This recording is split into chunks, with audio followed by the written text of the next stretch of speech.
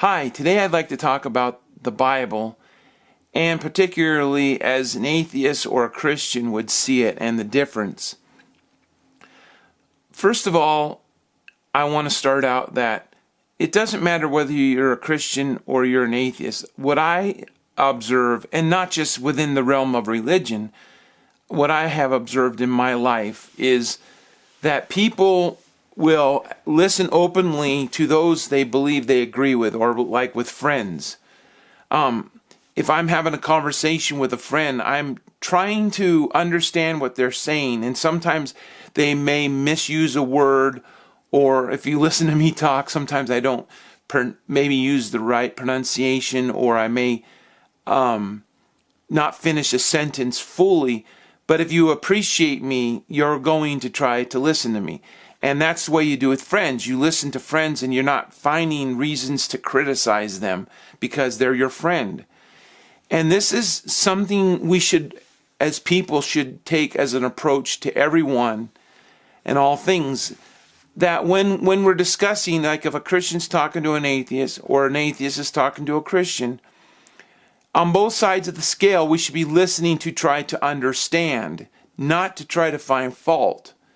Because I guarantee you, in everything in life, in this world, I don't care what book you read, what person you talk to, there are things you may misunderstand. And if you're looking to find a reason not to believe or not to understand, you're going to find it. And so if you do come across where you're not sure of what the person's saying, then you should ask them. And then when you do ask them, again, it's not to find fault, it's to try to understand.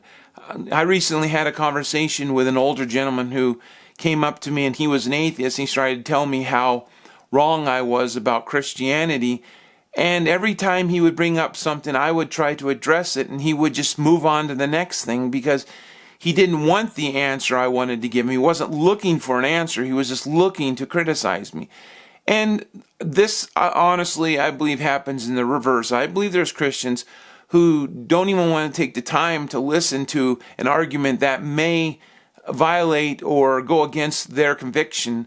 And this happens with Christians. I know it does. A Christian will come to a certain conclusion about an interpretation of a passage in the Scripture. Someone will try to, even another Christian will try to question that.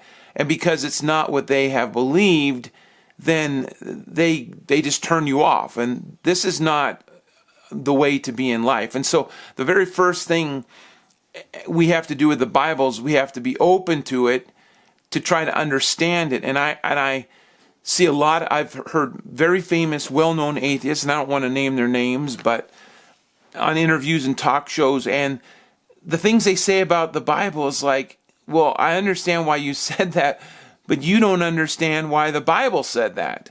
And because all they're doing is looking for ways to criticize the Bible. And in that case, this older gentleman, one of the things he brought against the Bible was, he was saying, the Bible teaches slavery.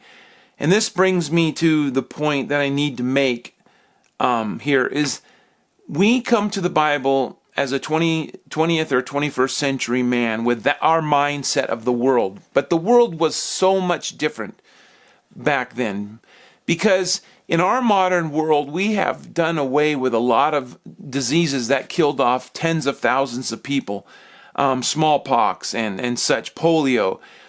And so we have these really wonderful drugs, and so all of a sudden we think we're just free to live the way we want to live. And it's like, how could they be so cruel back then? But back then life was cruel. In fact, one archaeologist found that during ancient Bible times, about I think it was 20% of all people died before they were like 10 years old. I mean, the death rate was just huge. So you go back to ancient Israel, and like we'll take about the venereal disease. One of the reasons they were so strict about cleanliness and about stoning even someone who was committing adultery was because there was no way to cure gonorrhea or syphilis. There was not even really truly a way to know if a person had it until there was a manifestation of its symptoms. And so if if a man went out and slept with another woman or a harlot, and if he was to come back and sleep with his wife, well then she could get a death sentence. She could get a venereal disease, and vice versa. So life was very dangerous. Plagues could start because of people doing unclean things. And so the Bible has these laws, these rules, which we don't fully understand all the time because we don't understand what the culture was and going through. But it doesn't mean these were wrong. We just have to understand them in those terms.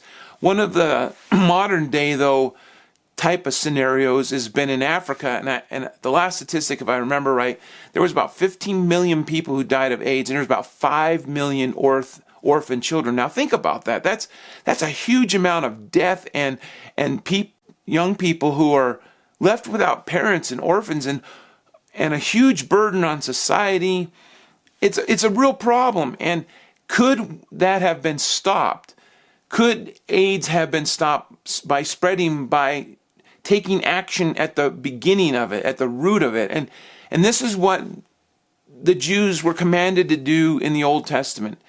The other thing that this gentleman said to me was, well, you know, the Bible teaches slavery. Well, in modern day, we have the same kind of slavery. And I'm not talking about back in the South when they had black people as slaves. I'm talking about when a person in our society was to vandalize something or to rob a bank, and they have to pay back their debts. And they usually are sent to jail, or some crimes there, they have to pay back the debt in so many days. I remember a story about a lady who embezzled money from a school board, and she was given so much time to pay it back. And so, it was hard for her to do, and otherwise she faced jail. Well, see, she was basically, her rights, her freedoms to earn money and do with it as she wanted was taken away because of what she had done. She essentially became a slave to the state in order to pay her debts. And that's exactly what slavery was in the Old Testament. They didn't have prison systems. If you committed a crime, if it was a crime worthy of death, you were put to death. If it was a crime that you had to pay back, you would pay it back. You were sold as a slave.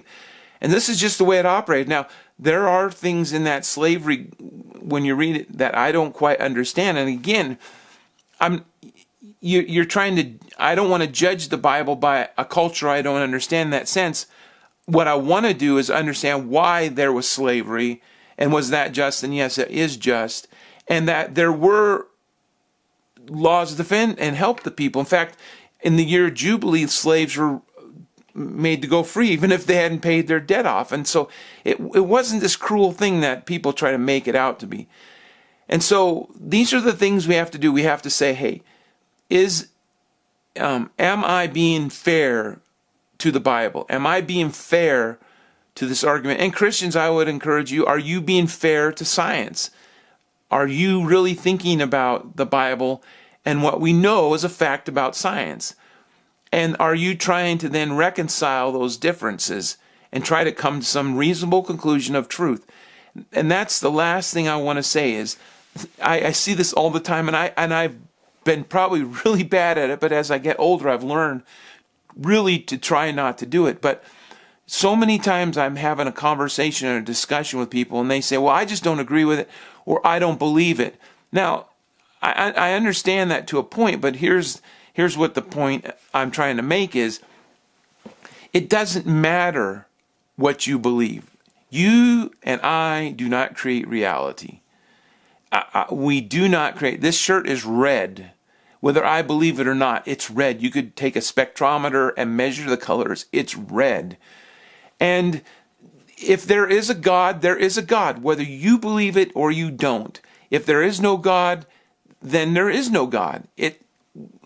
This world exists by some means in some way, and how we believe it comes into existence is just a belief, but it doesn't make things reality. And so be careful when you're saying, well, I don't believe that, or you're wrong, and it's just based upon, not upon a measurable fact, not upon an imperial argument.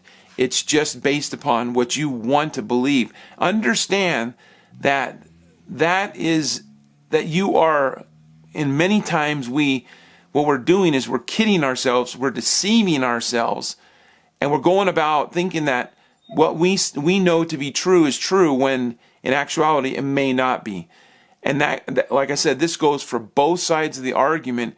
And so I think in order for you and I to live a good life, a fair life, we have to study things out, think about what people are trying to tell us, think about what we're reading, put it in the context of what's going on, not have this animosity towards one another where we just are finding fault with each other. And I think that you will come to a better conclusion about life. You'll be happier about life. You will be kinder towards one another. And so that's my point about this discussion. Next time, I'm going to talk about the meaning of life, the difference between a Christian and an atheist in that way. So if you like this video, hit the like button. Please subscribe so you don't miss the next one. And again, have a great day, and I'll see you next time. Bye.